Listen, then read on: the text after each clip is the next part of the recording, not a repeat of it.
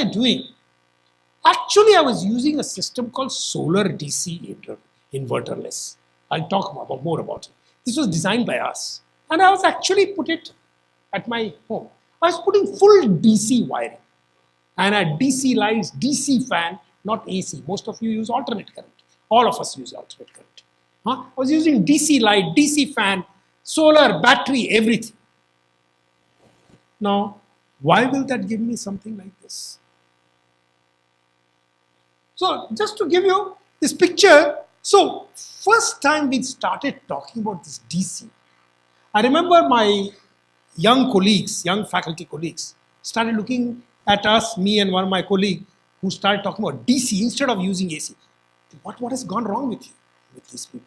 You know, this AC versus DC debate took place in 1890s. If you look at the website, you'll find what is called AC versus DC war. It's called, and it was a war between two people, two scientists. One was Tesla, nothing to do with the current Tesla, who supported AC. And Thomas Edison, you have probably heard of him. He was supporting DC. And this is a very bitter battle. There were two corporates fighting. And they're using all kind of funny things, which you today look at it, say, this kind of nonsense goes on. But well, those kind of nonsense did go in the 1890s. And finally, AC won.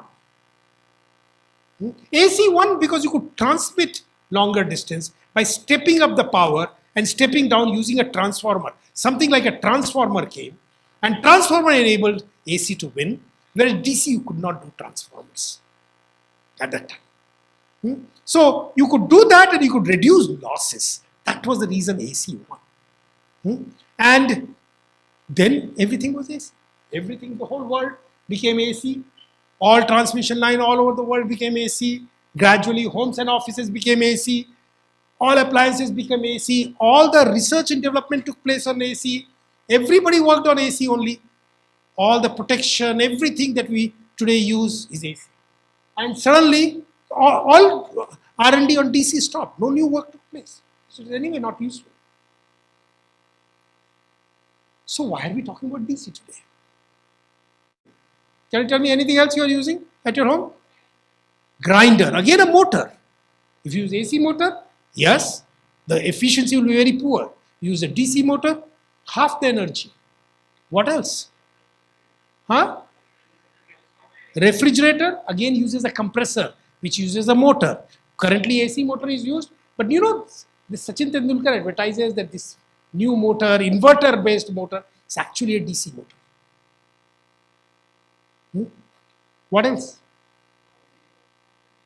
Air conditioner again is a motor.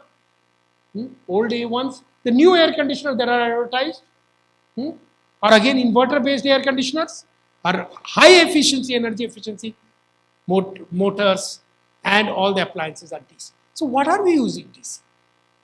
Worse, I was talking about, all of you know solar panel, rooftop solar panel, all of you have heard about it, rooftop solar panel. So rooftop solar panel that we have, this doesn't work.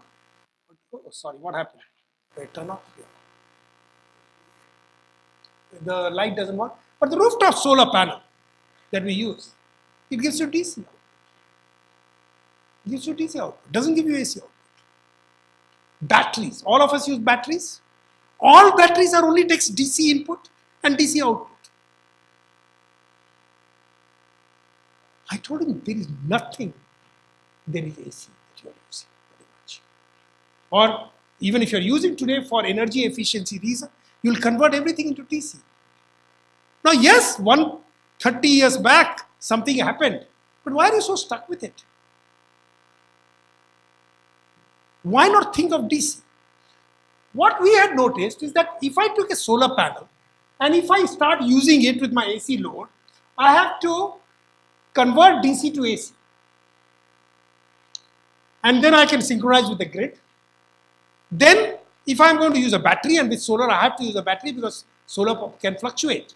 Then again, battery I'll need another AC to DC converter. And then another DC to AC converter. And each AC to DC converter adds about 15% of the losses. So we had 45% of the power was getting lost as it was coming from the PV. At that time when I started working, solar was very expensive. I said 45, half the power you're losing, plus you're losing some power in the battery. Battery has losses. What are we doing? Huh? And as I pointed out, all the appliances, fans became from 72 watt to 30 watt, lights were all DC, all electronics is DC, all feature appliances are DC. DC appliances consume less than 50% of power compared to AC. So I said, why not have complete DC line at home? Solar, give DC, grid you convert into DC. Grid is AC, so convert into DC. At the entrance of the home, you convert into DC. Then battery can charge DC, battery can output DC, load is DC. Why not do everything in DC? And we had to, of course, when I talked about it, initially remember that people told me that I was crazy. So everything had to be defined. There was no appliances which were ready. There was no, even socket was not ready. A AC socket, you can put the plug like this or you can put the plug like this. A 2-pin plug, doesn't really matter. All right? In DC it matters. You can't reverse it. So you have to define something which you can't reverse. So what we had to do is that we had to make one socket which was horizontal, another socket vertical. If you try to reverse it, you can't do it. Huh? No, one pin is not enough. DC also requires two. One. Thicker is one part of it, but thicker, somebody will force it in. You give to a strong person who is, I don't see a really, oh, this one's always sufficiently strong. You give it to him, he will force it in. Huh? So what you did is that one was like this, another was like this. So that's the way it is. So everything had to be defined. Then, yes, LED lights are DC, but they come with AC packaging. So we have to define everything. So we designed something called inverterless. All of you have heard of inverters? How many of you have inverters at your home? All of you. Why? When power cuts takes place, it gives you power. We said this will also give you power at power cuts, but actually going to do much more. It's also going to give you solar. So we call it inverterless. Why inverterless? There is no inversion. Inverterless is DC to AC converter. We'll say we will not do any conversion. So we called it inverterless. Solar DC inverterless. And we had put a solar panel. You can put 125 watt or you can put 4 of them. 125 watt will be like this. You can put 4 of them, 500 watt. You can put a battery. You can connect it to the grid. You can put a battery and output also DC, not AC. Output DC. If you output DC, then what do? Well, make all the appliances DC. And of course, since we had designed it 2 years back, we say we'll also monitor it using Bluetooth. So you can connect to your cell phone and you can get how much power you are consuming, how much solar power is coming, how much is being utilized. Instant to instant, you can do this, you can do metering and things like that. And then we have to define LED bulb, DC power. This is a socket. See, if you can see, one socket is like this, another socket is like this. You can see how to see it. Huh? Not very clear. Okay?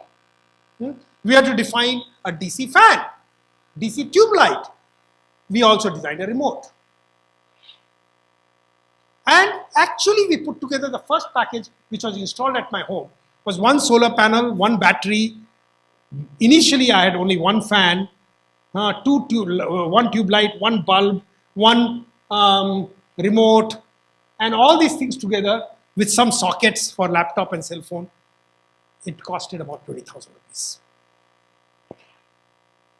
And the point is I can get power from solar. Remember, what was happening? Yes, first of all, you are consuming very little power. You are consuming about a third of the power that normally consumes. What happens in a fan, if you run at full speed, it was 30 watt. I knew that. But if you run at lowest speed, it was only 9 watts. And it was quite cool that time because it was raining completely. So actually I was running it most of the time at single speed, lowest speed. So I'm only consuming 9 watts.